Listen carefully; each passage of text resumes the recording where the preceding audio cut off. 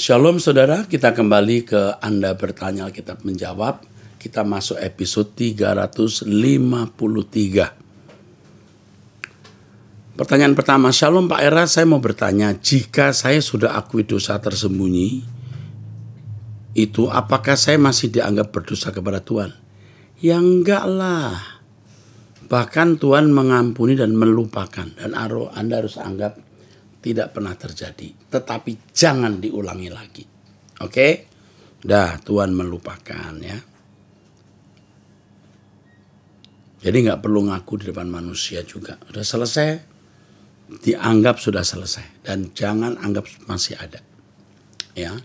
Tidak semua kesalahan harus diakui di hadapan manusia, kecuali kesalahan itu berterkait dengan manusia secara langsung. Ya. Yang kedua, Salam Pak Eras, Pak, waktu saya muda saya pernah berjanji kepada Tuhan, seandainya saya lulus ujian kursus kecantikan dengan baik, saya mau jadi guru sekolah minggu. Sebelum saya menikah ya, dan saya benar lulus. Tapi setelah lulus, saya tidak kembali ke kota kelahiran saya, di mana saya dulu mengajar sekolah minggu. Saya kursus di luar kota kelahiran. Seperti terlupakan janji saya kepada Tuhan, Pak. Sampai akhirnya saya menikah dan punya anak-anak. Kehidupan kami secara ekonomi pas-pasan terus. Jika dapat berkat lebih selalu ada pengeluaran yang tak terduga. Sehingga hingga pernikahan 30 tahun kami tidak pernah menabung. Beberapa hari yang lalu saya baca sebuah renungan yang membuat saya tersentak. Seperti diingatkan oleh Tuhan, begini yang saya baca, Pak. Jangan sampai kita hari ini menderita bukan karena hukuman Tuhan dan bukan juga karena setan, tapi karena ada nasar yang pernah kita sampaikan kepada Tuhan dan belum kita tepati. Oke. Apakah yang harus saya lakukan, Pak? Saya sekarang usia 57 tahun. Pada waktu saya janji sama Tuhan, usia saya 21. Wow, ya. Ini sudah lama banget. Saya sudah berdoa mohon ampun kepada Tuhan karena tak bisa menepati janji saya. Akankah Tuhan mengampuni saya? Saya merasa berdosa sekali. Mohon pencerahannya Pak Eras. Terima kasih atas jawaban Pak Eras. Kiranya Tuhan Yesus selalu memberkati Pak Eras. Amin. Menjadi guru sekolah minggu kan pada intinya mendukung pekerjaan Tuhan. Itu esensinya. Mendukung pekerjaan Tuhan tidak harus jadi guru sekolah minggu. Apapun yang kita lakukan yang membuat orang lain selamat, dewasa, menjadi anggota keluarga kerajaan Allah, itu pelayanan. Jadi perjanji yang pertama bisa diubah, bisa berkata Tuhan, aku cabut janjiku menjadi guru sekolah minggu, tetapi esensinya, substansinya, intinya tidak saya tarik. Aku bisa melakukan apapun untuk pekerjaanmu. Dan memang kita hidup hanya untuk mengabdi kepada Tuhan. Bahkan mestinya setiap orang Kristen tidak takut berjanji hidup suci. Karena memang tidak boleh hidup tidak suci. Harus melayani Tuhan. Karena memang tidak boleh nggak melayani Tuhan. Melayani tidak harus aktif di gereja. Apapun yang kita lakukan yang membuat orang mengenal Tuhan Yesus. Lebih lanjut menjadi orang yang serupa dengan Yesus atau sempurna seperti Bapa, itu pelayanan. Kalau untuk orang di luar Kristen, Anda menjadi berkat bagaimana mereka tidak menciderai nama Yesus. Siapa yang tidak melawan kamu di pihak kamu? Usahakan orang di luar Kristen tidak mencela Kristus atau Kristenan. Ya, melalui perbuatan kita yang baik. Itu pelayanan. Jadi Tuhan mengampuni, Tuhan melupakan. Ya, jangan terpaku pada menjadi guru sekolah minggu. Menjadi guru sekolah minggu salah satu kegiatan melayani Tuhan. Tidak jarang orang menjadi guru sekolah minggu juga tidak melayani Tuhan, hanya sekedar mengisi waktu. Itu pun tidak benar. Intinya atau substansinya, esensinya adalah melakukan pekerjaan Tuhan. Anda masih punya usia, masih punya waktu artinya untuk melayani Tuhan, jadi ambil bagian dalam pelayanan. Ya. Jadi ayat yang karena nasar yang pernah kita sampaikan kepada Tuhan kita belum menepati. Memang nasar harus ditepati, kalau tidak kita seperti menghina Tuhan atau seperti melecehkan Tuhan. Tapi Tuhan itu bukan Tuhan yang kekanak-kanakan, yang kalau kita janji nggak kita tepati lalu main pukul, bukan begitu. Tuhan adalah Bapa. Dan keadaan hidup Anda bisa menjadi satu peringatan bahwa Anda pernah berjanji untuk melayani Tuhan. Sekarang di sisa umur hidupmu, layani Tuhan. Ya, oke, tidak harus menjadi guru sekolah minggu. Sejahteralah. Salam Pak Pendeta yang ketiga. Saya seorang ibu rumah tangga berusia 43 tahun dan suami 44 tahun dan memiliki 3 orang anak dan laki-laki 1 perempuan. Memiliki 3 orang anak, 2 laki-laki dan perempuan, usianya 23, 21, 12 tahun. Yang paling kecil. Yang ingin saya tanyakan Bapak, bagaimana saya harus menghadapi suami saya yang tidak pernah dewasa berpikiran egois? Saya tidak tahu, tidak dewasanya bagaimana, egoisnya bagaimana. Tetapi yang penting ibu menjadi berkat, tunjukkan perilaku yang dewasa itu bagaimana. Ya, jangan terlalu menuntut karena masing-masing orang itu memiliki keadaan yang berbeda, tekad dan kualitas yang berbeda-beda. Anda boleh mengharapkan, Anda boleh mendoakan, tapi jangan menuntut sampai akhirnya terjadi konflik. Yang kedua, bahkan tanggal sekian, suami saya minggat dari rumah. Ya, sampai minggat dari rumah bapak sampai satu kampung heboh mencarinya. Rumah bapak itu artinya rumah yang mereka tinggali bersama ini ya.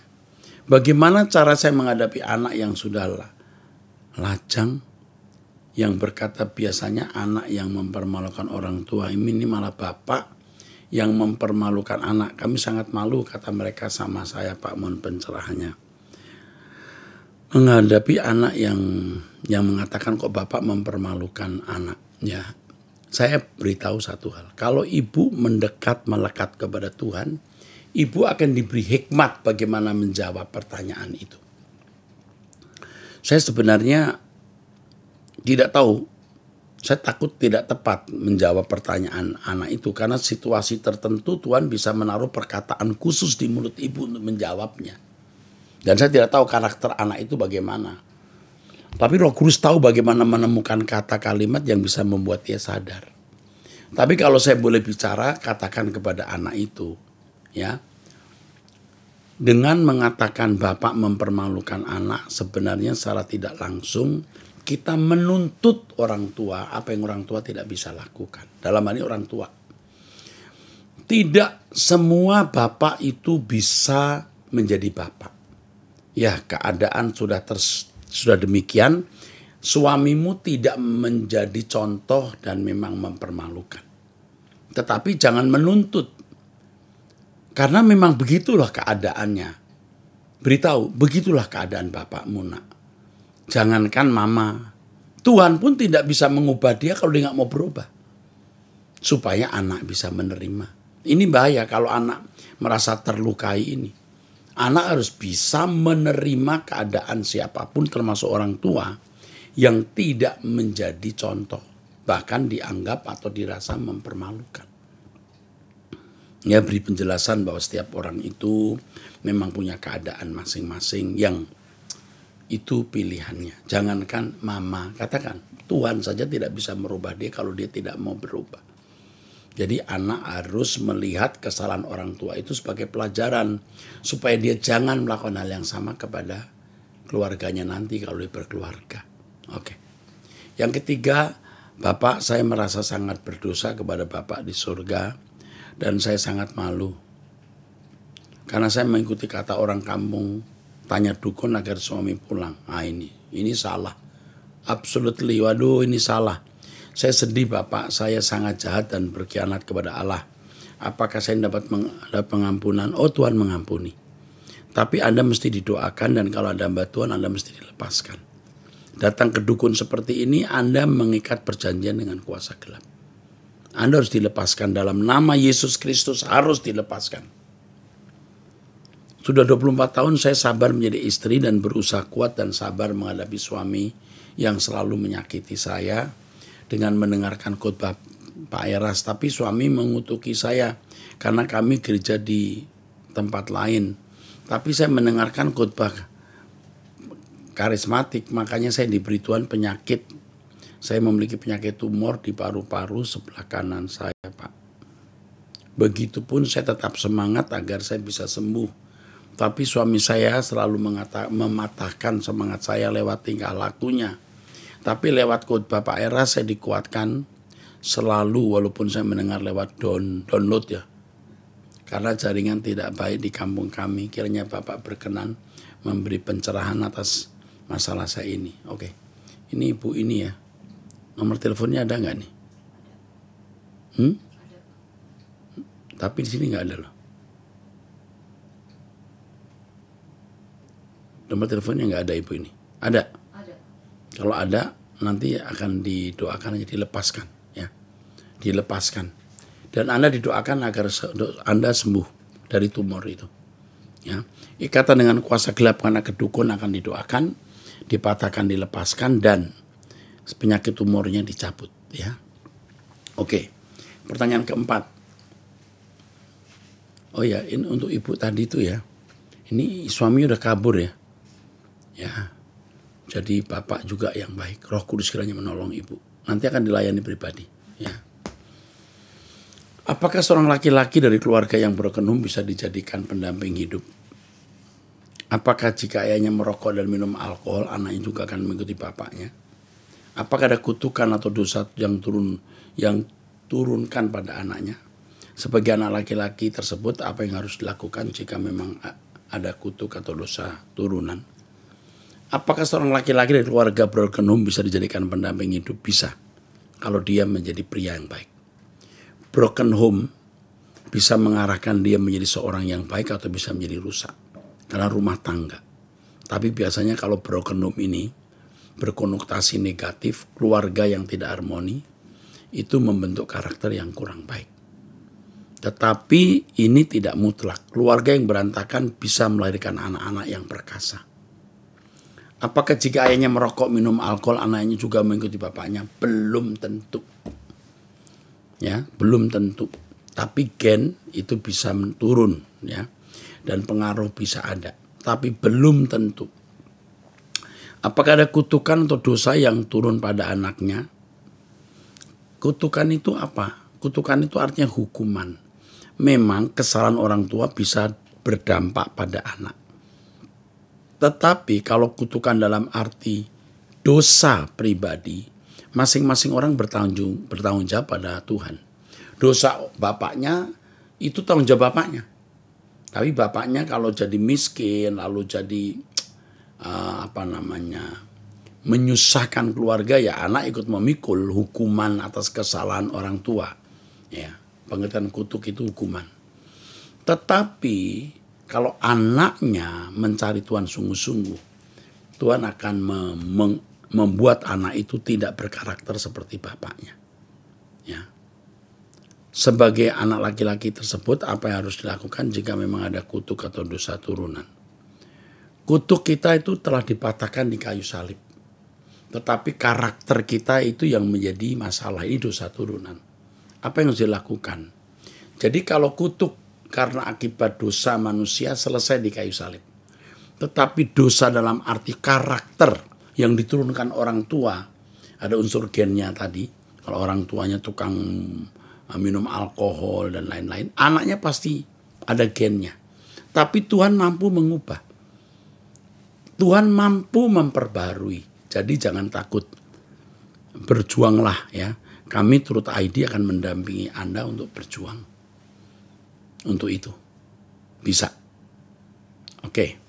Ini kalau yang tanya ini si anak sendiri, jawaban saya begini. Tapi kalau yang tanya ini orang lain, calon pasangannya, kamu berpikir ulang menikah dengan keluarga seperti ini. Bukan saya larang, bukan berarti salah. Belum tentu dia rusak. Bisa jadi baik. Tapi dengan kondisi ini harus dipertimbangkan. Dari apa yang saya rasakan, pria ini, laki-laki ini, perlu belas kasihan. Laki-laki ini perlu belas kasihan. Dia memiliki gen yang buruk. Tapi dia perlu belas kasihan. Dia belum rusak. dia masih bisa dibimbing kepada kebaikan dan bisa menjadi lebih baik daripada orang yang lahir dari keluarga yang kelihatannya lebih baik. Oke. Seorang wanita, Salam Pak Erastus, saya bersyukur, ini pertanyaan kelima ya. Saya bersyukur Allah membawa saya untuk ikut acara doa pagi Pak Eras yang banyak mengubah pikiran saya. Pak, saya ada pertanyaan. Saya merindukan untuk menyenangkan hati Allah dan terus meminta agar bisa mengerti isi hati Allah secara spesifik dalam banyak hal. Apakah Allah sungguh akan berbicara kepada saya secara spesifik tentang maunya Allah? Jika saat ini saya belum mengalami Allah yang berbicara dengan saya, apakah karena saya belum layak dan belum dalam level tersebut? Allah pasti berbicara. Kalau sekarang Allah belum berbicara karena memang belum ada yang perlu dibicarakan. Harus hidup bersih, pikiran bersih, jangan ada pikiran dendam, benci, jorok atau pikiran kotor atau mengingini dunia. Harus bersih, harus hidup bersih dan prinsipnya hanya Tuhan saja yang kita ingini dan kerinduan kita hanya kerajaan surga. Jika begitu Anda pasti mendengar suara Tuhan, pasti. Saya sedang berlatih itu. Hal-hal yang tidak perlu saya pikirkan saya buang. Ya, ayo kita berlatih bersama. Saya membayangkan asisten rumah tangga mengabdi diri kepada keluarga saya sepenuh demi gaji. Saya pun menyediakan hidup saya untuk mengabdi, namun jika saya tidak tahu persis dan spesifik apa kehendak Tuhan saya, Tuhan maksudnya, bagaimana saya bisa menyenangkan hatinya dan melayani dia dengan tepat. Ini pergumulan saya juga. Nanti prosesnya akan terus berlanjut sampai Anda ngerti apa yang dikehendaki Allah dari hal-hal kecil sampai mengapa Anda jadi wanita, mengapa dari suku ini, mengapa tinggal di sini. Tuhan punya rancangan dan Anda akan menemukan, itu pasti. Apa yang harus saya lakukan agar Allah berkenan berbicara kepada saya tentang setiap keinginan? Banyak hal yang saya gumuli dan saya butuh konfirmasi Allah. Seperti bolehkah saya posting renungan saya, perenungan yang saya dapat dari firman Tuhan dalam keadaan yang masih belum menjadi pelaku firman secara penuh, masih berproses, apakah akan menjadi batu sandungan dan menjadikan saya sombong? Memposting khotbah yang bagus itu bagus. Tidak usah menunggu Anda sempurna. Saya juga belum sempurna, sudah khotbah seperti ini. Ya, saya juga mengalami proses jatuh bangun, tapi jangan berhenti bertobat. Harus terus berubah sampai kita menjadi anak-anak Allah yang berkenan. Ya, oke. Ini masih di orang yang sama. Apakah saya harus melanjutkan kelas bina iman di mana anak saya sendiri yang termasuk usia anak B butuh ini ya, menolak untuk ikut dan cenderung memberontak? Saya merasa masih gagal seperti orang tua dalam cara mendidik anak saya. Bagaimana saya mendidik anak orang lain? Saya merasa orang lain akan berpikir seperti itu. Oh, dia ini seorang pembimbing ya. Ya, seorang pembimbing, oke. Walaupun anak kita belum menjadi anak yang baik, kita bisa menjadi pembimbing bagi orang lain. Dan pasti Tuhan akan menolong, ya. Tuhan pasti menolong you. Pasti. Oke. Saya melihat kerinduan Anda ini luar biasa. Dan ini menjadi kerinduan kita semua. Kerinduanmu juga kerinduanku. Ayo kita hidup suci. Jangan ingini dunia. Jangan bisa dibahagiakan oleh dunia ini. Kebahagiaan kita hanya Tuhan. Maka pikiran kita bersih. Kita bisa mendengar suara Tuhan. Buat saya juga berat. Setiap hari, ya maksud saya, ya setiap hari saya harus khotbah. Ya doa pagi harus khotbah. Belum hari-hari yang lain. Saya harus bisa mendengar suara Tuhan. Apa yang harus saya sampaikan kepada umat. Berat. Tetapi tidak ada pilihan. Harus hidup bersih. Jangan ingini dunia. Jangan bisa dibahagiakan oleh dunia. Tuhan pasti berbicara kepada kita. Oke. Yang keenam, Salum. Saya dapatkan nomor WA ini dari YouTube. Pada khotbah-khotbah Bapak Pendeta Erastus yang sangat memberkati dan menopang saya dalam menghadapi pergumulan. Tak terduga semua ucapan-ucapan khotbah Bapak Pendeta Erastus sangat tajam, namun lembut dan tak pernah sangka ada orang seperti ini dengan segala hikmatnya. Ya, waktu khotbah. Sungguh kami terpana dan semua renungan harian beliau, renungan Pak Eras di Facebook maupun khotbah di YouTube bukan kata-kata sembarang, namun pas dan luar biasa bisa ungkapkan semua yang menjadi kebenaran. Pribadi saya diberkati dan seperti mendapat suatu pengetahuan yang baru dan benar. Terima kasih banyak Pak. Dan melalui ini saya menyampaikan permohonan dukungan doa atas kami sekiranya Tuhan menolong atas pekerjaan suami yang sudah di PHK sehingga kami mampu membayar hutang-hutang kami. Terima kasih. Saya percaya dengan dukungan doa dari Bapak Eras dan rekan-rekan kami pasti bisa melewati masa yang sulit ini, masa-masa ini. Terima kasih. Ini wanita ya.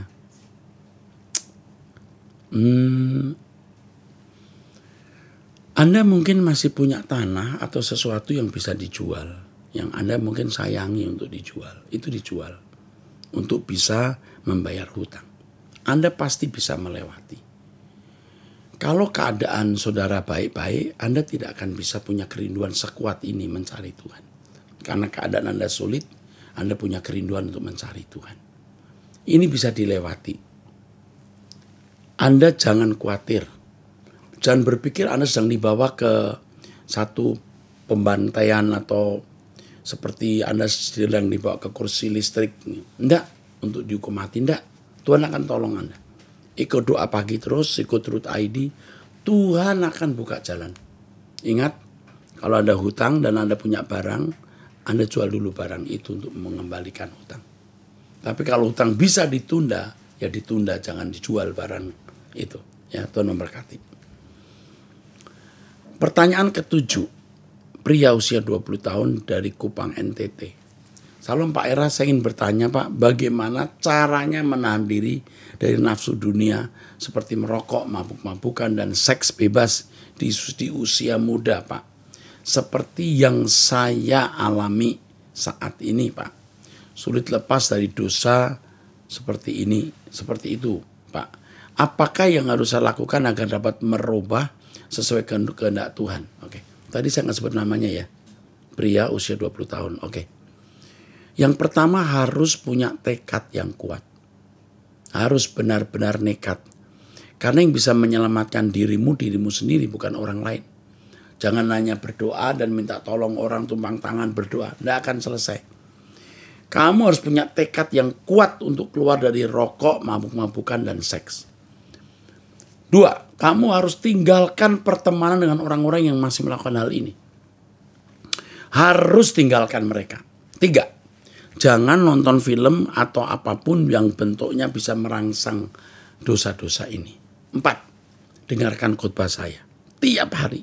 5, ikut doa bersama saya dan doa pribadi. 6, miliki target dalam hidup. Kamu masih 20 tahun. Targetmu apa? Orang yang hidup tanpa target itu orang yang akhirnya dibawa oleh pengaruh suasana dunia sekitar. Jadi, miliki target. Selamat berjuang nak, Tuhan memberkati. Kamu adalah umat pilihan. Suatu hari kamu bisa jadi pembicara. Ya, oke. Usia 35 tahun masih single. Usia 35 tahun ya. Pertanyaan ke-8. Salam Pak Pendeta Erastus yang terkasih, saya doakan Bapak dan keluarga saya selalu dan dalam penyertaan Tuhan Yesus. Amin. Terima kasih untuk doanya. Saya izin bertanya Pak. Pertanyaan yang terkait pada saat kebangkitan atau langit baru bumi baru. Apakah pada saat nanti manusia masuk langit baru bumi baru, surga, roh dan jiwanya juga baru seperti tubuh fisik yang dikenakan nanti adalah tubuh baru? Ya. Tubuhnya tubuh baru, tubuh yang tidak bisa mati. Tetapi rohnya itu adalah roh yang kita miliki di bumi. Yang sudah punya kualitas. Artinya kalau Anda punya jiwa berkualitas, dibarui oleh kebenaran firman, roh Anda menjadi roh yang berkualitas yang akan mendapat tubuh baru. Ya.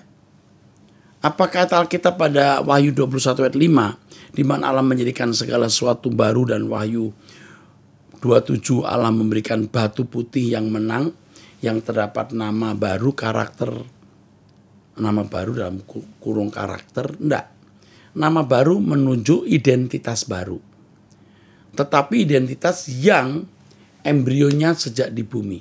Makanya kita sekarang harus berusaha untuk sempurna, karena jiwa roh kita ini akan mendapat tubuh baru, dan itu menjadi nilai kekal. Batu putih itu sebuah kiasan saja, ya, yang menunjukkan bahwa kita akan memiliki identitas baru. Allah memberikan batu putih yang menang, yang terdapat nama baru, dapat menjawab pertanyaan tersebut, bahwa roh dan jiwa juga baru sama seperti tubuh baru. Oke, saya jawab. Tubuh kita tubuh kebangkitan, tapi seperti ini. Ya makan, ya tidur. Seperti di bumi kita akan menjalankan hidup. Tetapi identitasnya baru. Saya tidak tahu apakah nanti nama saya tetap Erastus di sana. Tapi kalau nama baru bisa saja nama lain. Tetapi identitas baru karena suasananya baru. Semua serba baru. Dan semua kekurangan, kelemahan kita, kedagingan kita semua akan terkubur dengan daging. Sehingga jiwa roh kita itu menjadi manusia batiniah yang abadi. Ya. Sebenarnya menjawab pertanyaan ini saya harus menjawab mengenai struktur permanen manusia. Adanya tubuh, jiwa, dan roh. Dan silakan Anda mencari penjelasan saya mengenai ini. Mengenai antropologi manusia. Jadi tubuh nanti akan berkalang tanah, dikubur. Tetapi di situ roh kita abadi. Tapi roh yang sudah memiliki nilai, sudah punya karakter, sudah punya kualitas, dan ini akan mendapatkan tubuh baru. Jadi tentu identitas baru karena jiwa yang lama dan tubuh fisik ini terkubur. Maka ini mendapat identitas baru, tubuh yang baru. Oke, ini menjadi kebahagiaan kita, ya. Pertanyaan berikut, ya, wanita usia 23 tahun. Salam Pak Pendeta, saya mau bertanya. Saya lagi sakit Pak Pendeta, ada banyak sakitnya. Obat-obatan sudah tidak membantu karena saling bertentangan dengan penyakit yang lain aku punya. Aduh, Pak Pendeta, bagaimana saya menghadapi hari ke depan ya? Oke, Anda akan kami hubungi, kami akan doakan dan layani. Kami akan dampingi Anda, ya. Anda tidak sendiri, Anda disayang Tuhan. Dan kami pelayan-pelayan Tuhan yang akan bisa membantu mendampingi Anda. Saya tidak bisa menjawab pertanyaan ini karena harus diketahui. Tetapi orang-orang seperti ini biasanya istimewa. Orang yang mengalami penderitaan-penderitaan hebat, tapi masih memandang Tuhan itu, ini istimewa. Tuhan mengasihi wanita ini. Dan Anda dikasih Tuhan. Tetap memandang Tuhan. Tetap bersama dengan saya dalam Truth ID, doa bersama. Kami peduli Anda. Anda masih punya keluarga. Kami juga menjadi bagian keluargamu. Oke? Sampai jumpa di episode yang akan datang. Truth ID menjadi tempat di mana kita belajar firman. Doa pagi setiap hari jam 5. Jangan lupa mensubscribe Truth ID. Oke? Sampai jumpa. Tuhan memberkati saudara-saudara sekalian.